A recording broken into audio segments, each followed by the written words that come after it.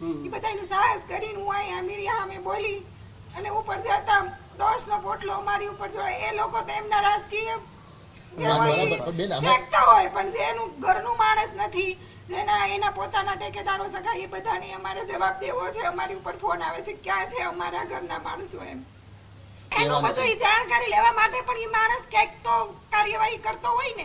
એ media આવે એમ કે મારા પાસે કઈ જવાબ નથી, હું થયું મારી યાર મને ખબર નથી કે હાટું આવે મીડિયાની આવે.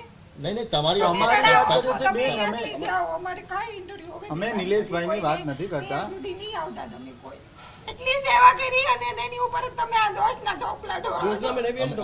માણસને ટાઈમ તો આપો કે એ આખા ઘટનાક્રમને સમજે. એના જે લોકો છે એ બધા જે ગાયબ થઈ ગયા છે, એમને જે ઓળું છે એ બધાને સમજવાની ટ્રાય તો કાંઈ નથી. અમે કાલે ઇન્ટરવ્યુ આપ્યું ને એ નો આપવું જોઈએ. તમે જાઓ અહીંયાથી.